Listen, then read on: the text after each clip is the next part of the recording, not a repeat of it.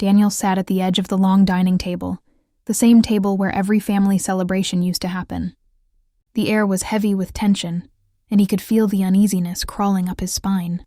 His parents sat across from him, dressed neatly, serious, quiet.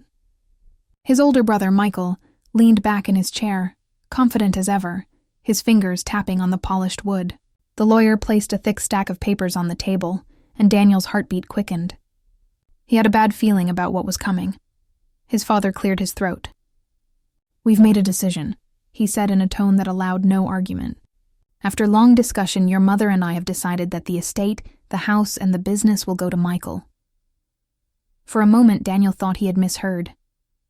He looked between them, waiting for someone to laugh, to tell him it was a misunderstanding. But their faces were stone cold. "Everything?" he asked quietly. "All of it?" His father nodded without hesitation. "Michael has shown more interest in the company. You've chosen your own path. We believe this is the right thing to do." Daniel's chest tightened. He had helped with the family business for years, stayed late, covered for Michael when he didn't show up. But none of that mattered. Michael's smirk said it all. This had been decided long before today. "Dad, I worked there too," Daniel said, trying to steady his voice. "I put in years. You worked," his father interrupted. "But you never led. Michael has the drive. The business needs that." Daniel turned to his mother, desperate for her to say something, to defend him like she always did. But she just looked down, her eyes filled with a guilt she couldn't hide. "You'll understand someday," she whispered. "Understand?" How could he understand being cut out of everything he'd worked for? He felt his throat burn. It wasn't about the money. It was about being erased, about not being seen. Michael stood up first, pretending to sound humble. "It's not about winning, Danny," he said, putting a hand on his shoulder. "You'll find your place. This is what's best for everyone." Daniel shook off his hand. He wanted to scream, to ask what made Michael so special, but what good would it do? His father's mind was set. His mother wouldn't meet his eyes. The lawyer closed the folder, and just like that, years of loyalty and hard work meant nothing. He left the table without another word. His parents didn't stop him. He walked out of the house he grew up in, feeling like a stranger. The night air hit his face, cold and sharp. He could still hear their voices in his head, calm and reasonable, as if betrayal could be disguised as logic. By the time he reached his apartment, anger had turned to silence. He sat on the edge of his bed, staring at his phone, trying to find the right words to text his mother. But before he could type anything, his phone buzzed. It was her, 4 words. "It's over between us," he froze. His chest ached. What did she mean? Was this her way of saying their relationship was done? Or that she'd chosen Michael too? The words were so final, so cold. He read them over and over again, trying to find something more in them. A hidden meaning. A sign that she didn't mean it. But there was nothing. Daniel threw his phone aside, his eyes stinging. He remembered every moment she'd stood by him. When he failed a class, when he got his first job, when she said, "No matter what happens, I'll always be on your side." Maybe that promise was never real. He didn't sleep that night. Memories kept flashing through his mind. Michael bragging at family dinners, his father praising him, his mother quietly smiling even when Daniel's name wasn't mentioned. Maybe he'd been blind all along. Maybe he was never really part of their world. The next morning, Daniel went to work like nothing had happened. But everything felt different. His coworkers smiled, but he barely saw them. The hum of the office, the clicking of keyboards, the smell of coffee. It all felt hollow. He had no family to go home to anymore, no one to call. He opened his phone again during lunch. The text was still there, glowing on the screen like a wound that refused to heal. He typed a reply, "Why?" but deleted it before sending. What good would it do? He didn't want to beg for love anymore. That night, he sat by the window, watching the city lights flicker in the distance. His reflection stared back at him, tired, bitter, lost. He'd spent his whole life trying to make them proud, but they'd already decided who mattered. And it wasn't him. Then came the thought, quiet at first, then louder. If they wanted to forget him, maybe he'd make sure they couldn't. not through violence or shouting, but through something deeper, something they'd never see coming. He'd build something of his own, something that would stand taller than anything Michael ever touched. He wouldn't destroy them, not yet, but he'd make them regret every choice they made. In the days that followed, Daniel's anger began to take shape. He started collecting documents, notes, financial reports from his time in the company. He remembered things Michael said, numbers that didn't add up, deals that felt too clean to be honest. At first it was just curiosity. Then it became obsession. But even as he planned, there were nights when the anger faded and sadness took its place. He missed his mother. He missed the warmth in her voice when she said, "I'm proud of you." He wondered if she ever thought about him. Maybe she regretted that text. Maybe she didn't. One evening, he went back to the old neighborhood. The house looked the same, lights glowing warmly through the windows. For a moment, he imagined walking in, sitting at the table again, pretending everything was fine. But he couldn't. The door that once felt like home now felt like a wall. He saw Michael's car in the driveway, sleek, new, expensive. He could picture them inside, laughing, eating dinner, talking about how well Michael was doing. He turned away before the anger could swallow him whole. On the way back, rain started pouring. He didn't run. He let it soak him completely. It felt like something inside him was washing away. The hope, the hurt, maybe even the love he still had for them. By the time he reached his apartment, he was shivering but calm. He took off his wet jacket, sat at his desk, and opened a blank notebook. At the top of the first page, he wrote one sentence. "They took everything from me." Then beneath it, he added another. "But they won't win forever." His mind was sharp, clear. He wasn't going to beg for a place in their world anymore. He was going to create his own, but not out of forgiveness, out of purpose.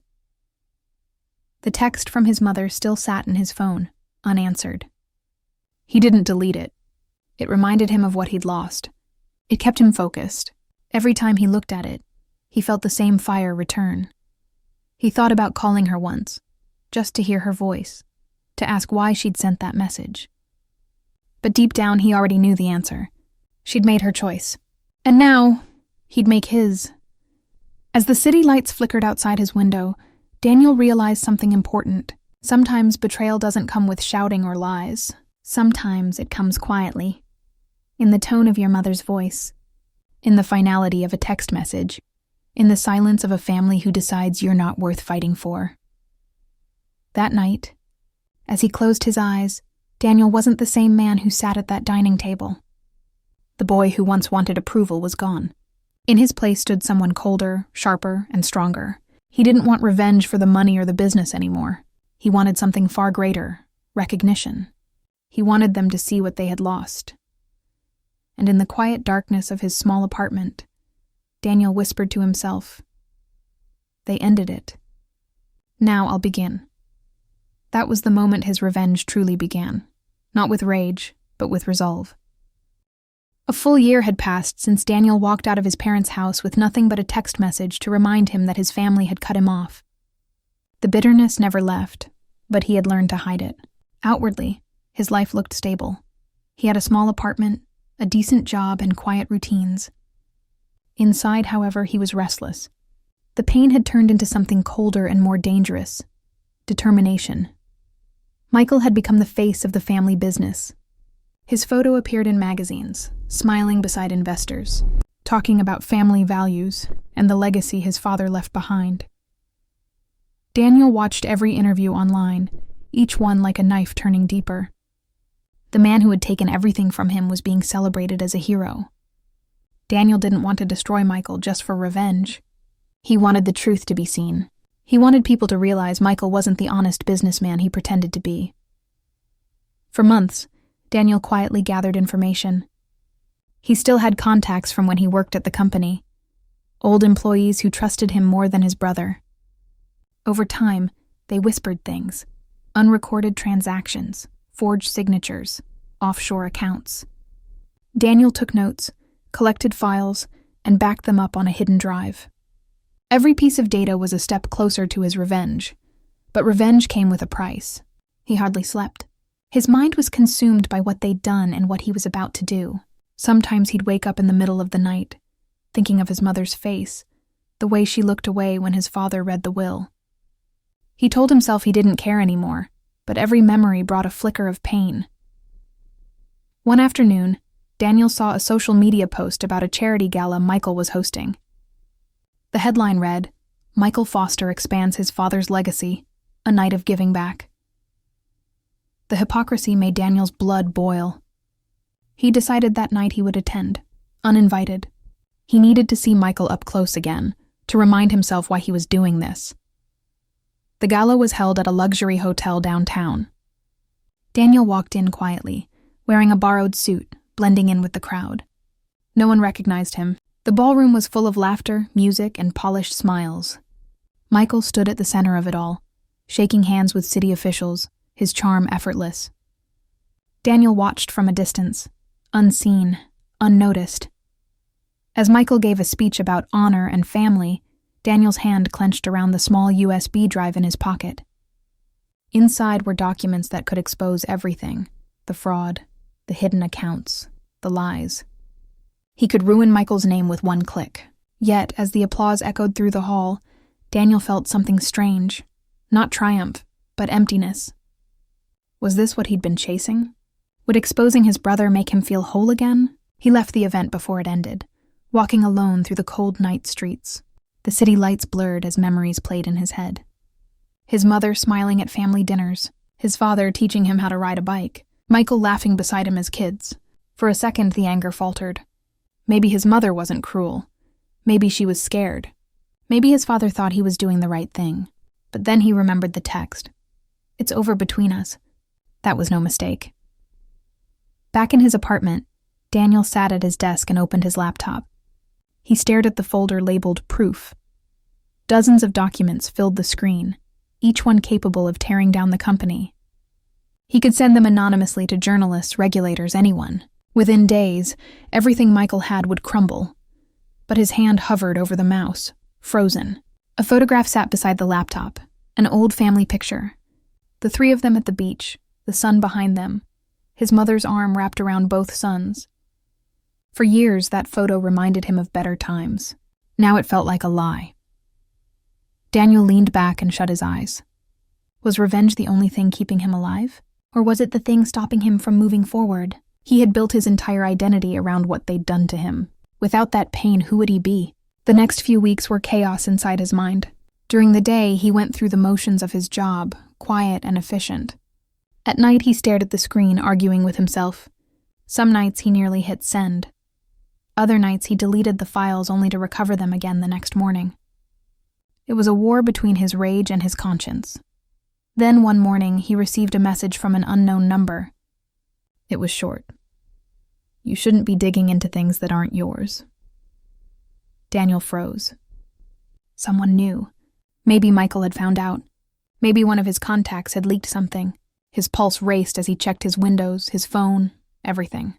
Fear mixed with anger. He'd come too far to stop now. He decided to visit one of his old friends, Clara, who still worked at the company. She met him at a quiet cafe after hours, her eyes darting nervously around. "Daniel," she whispered, "you have to be careful. Michael knows something's off. He's asking questions about you." Daniel leaned forward. "He won't stop me." "Not this time," Clara sighed. "You think taking him down will fix what happened? It won't bring your family back." He didn't answer. She didn't understand. This wasn't about fixing the past. It was about justice. It was about making them feel what he had felt. That night, Daniel walked past the old family house again. The windows glowed warmly. Through the curtains he saw silhouettes. Laughter, movement, light. He imagined Michael sitting beside their mother, telling her stories about his success. Maybe she believed every word. Maybe she was proud of him. The thought stung worse than anything. Rain started falling again, just like the night everything ended. Daniel stood there, soaked and still, watching the home that once held his childhood. For a brief second, he imagined knocking on the door, asking to come in, hearing his mother's voice say his name again. but he turned away before the thought could grow. That door wasn't his anymore. He returned to his apartment and opened the laptop once more. His reflection in the dark screen looked like a stranger. Tired eyes, clenched jaw. A man consumed by something that used to be love. The line between justice and revenge had vanished. He clicked the mouse and opened a blank email. His hand trembled as he attached the files, typing out a list of journalists. This was it. One click and Michael's empire would fall. The world would see the truth. His parents would see what they had lost. He imagined the headlines, the phone calls, the shock on their faces. For a moment, he felt alive again. But then, the same doubt crept in. Would they feel regret? Or would they hate him even more? Would his mother finally text him again? Or would she pretend he never existed? He leaned back in his chair, gripping the USB drive in his hand. He could feel the plastic edges digging into his skin. All he had to do was hit send, then his phone buzzed. He hesitated, half expecting another threat. But it wasn't. It was an old picture, one his mother had posted online. It showed Michael and her standing beside a plaque dedicated to Daniel's late father. The caption read, "We miss you every day. Family is everything." Something inside Daniel cracked. Family. Everything. Words that used to mean love now tasted bitter. He shut his laptop. His anger felt heavy, not sharp. He wasn't sure anymore if he wanted revenge or peace, or if either would ever make him whole. For the first time in months, Daniel didn't open the laptop the next day. He didn't check his files or read the news. He walked instead, through the city, past the park, through the streets where he used to play with Michael as kids. He realized how small everything felt when you spent your life chasing ghosts. That night, he looked out his window at the lights of the city and whispered to himself, "It's not over yet." But his voice lacked the anger it once had. The fire was still there, but it was dimmer, more thoughtful. Revenge was close. He could feel it. But something in him had changed. The war wasn't just against his brother anymore. It was against the part of himself that refused to let go. And deep down, Daniel knew the hardest battle was still ahead, the one between his heart and his hatred. The morning of the company's annual board meeting arrived like the calm before a storm. Daniel hadn't slept the night before. He sat at his desk with the same USB drive that had haunted him for months. Inside were the files that could destroy Michael's reputation, expose every secret, and drag the Foster family name through the mud. He turned the small drive in his hand, feeling its weight. It was light, but it carried years of anger, pain, and betrayal. Today could be the day everything changed. Outside, the city buzzed as usual, unaware of the storm brewing inside one man's heart. Daniel stood before his mirror, fixing his tie. He hadn't worn a suit since the night of the charity gala. This time, though, he wasn't sneaking in. He wanted them to see him, to look into his eyes when the truth hit them. He wanted his mother to understand what her message had done to him. The company's headquarters looked just as he remembered. Tall glass walls, polished floors, cold and perfect, like everything his father had built. Security at the entrance glanced at him but didn't stop him. His last name still carried weight, even if they'd erased him from their story. He walked through the lobby, each step echoing, each breath heavy. The boardroom was on the top floor.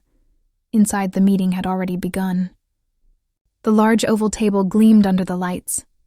Executives sat in neat rows, their faces calm, professional. Michael stood at the front, his suit immaculate, his voice smooth. "Today marks a new era for our company," he said confidently. "Together we'll honor our father's legacy and take Foster Holdings into the future." Daniel entered quietly. For a moment, no one noticed him. Then the whispers started. Heads turned. Michael froze mid-sentence when he saw him. A flicker of shock crossed his face, quickly replaced by a tight smile.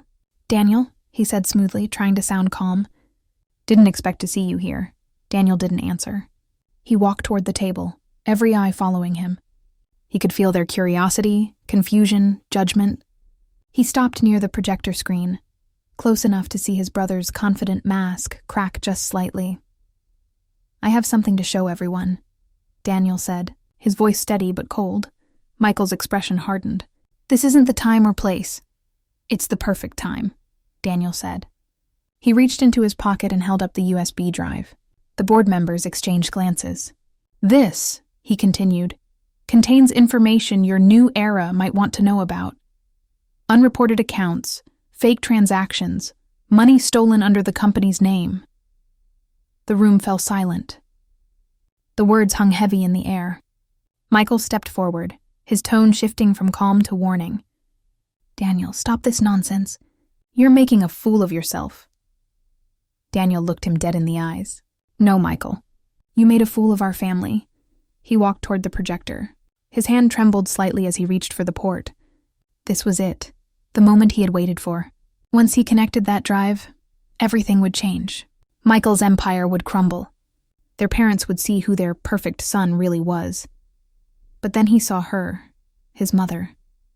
She was sitting at the end of the table, pale, fragile, and silent. He hadn't noticed her before. Time stopped. Their eyes met. She looked older, smaller, her expression filled with something he hadn't seen in years. "Sorrow. Daniel," she whispered. Her voice cracked. "Please, don't." He froze. The drive hovered inches from the computer. He expected anger or denial, but instead, he saw tears in her eyes. Not guilt, but heartbreak. And in that moment, Daniel felt everything he had buried come rushing back. The nights she stayed up when he was sick, the way she used to hum while cooking, the way she once held his hand when he was scared. His chest tightened. For so long, he'd told himself he hated her, that she had chosen Michael over him. But seeing her there, trembling, looking at him not as a stranger but as her son, something inside him cracked open. Michael took a step forward. "Daniel, enough," he said, his voice sharp now. "You've embarrassed yourself long enough." Daniel turned to him. "You think I want this? You think this makes me happy?" Michael's face hardened. "You never could handle being second." That one sentence hit him like a blow. It was exactly what his father used to say. Daniel's jaw clenched. He wanted to scream, to throw everything in Michael's face. The years of being ignored, the pain of being cut off. But as he looked around the room, at the stunned faces, at his mother's tearful eyes, the fire inside him started to dim. He thought about what would happen if he went through with it. Michael would lose everything, yes, but his mother would too. The company would collapse, employees would suffer, the family name would be ruined. Would that fix the emptiness inside him? Would that make the text message hurt any less? He looked down at the USB drive, feeling its cold edges press against his palm. This was his revenge and the power he had craved. But for the first time, he realized that revenge didn't heal. It only replaced one kind of pain with another. Daniel slowly lowered his hand. The room was silent, watching him. He turned, walked to the trash bin by the door, and dropped the drive in without a word. The small clatter of plastic hitting metal sounded louder than anything else in the room. Michael looked stunned. His mother covered her mouth, her shoulders shaking. Daniel turned back to face them. "I could have destroyed you," he said softly, "but I'm done living in your shadow. You can keep your money, your company, your lies. I don't want any of it." He started toward the door. His mother stood up, tears streaming down her face. "Daniel, please wait," she whispered. He stopped but didn't turn around. "I'm sorry," she said through her tears. "I thought I was protecting you from disappointment. I didn't know how much it would hurt you. I was wrong." Daniel closed his eyes. The words he'd wanted to hear for so long were finally spoken. But they didn't bring the satisfaction he expected. They brought peace, quiet, gentle, heavy peace. Without looking back, he said softly, "Goodbye, Mom." Then he walked out. Outside, the air felt different. The cold wind brushed against his face, but it didn't sting. For the first time in years, he felt light. He didn't know what the future held, but he knew this. He had ended the cycle. His family could live in their lies if they wanted, but he wouldn't be trapped in their shadow anymore. He walked through the city streets, past people who didn't know his story, past cars and lights and noise. Everything felt real again.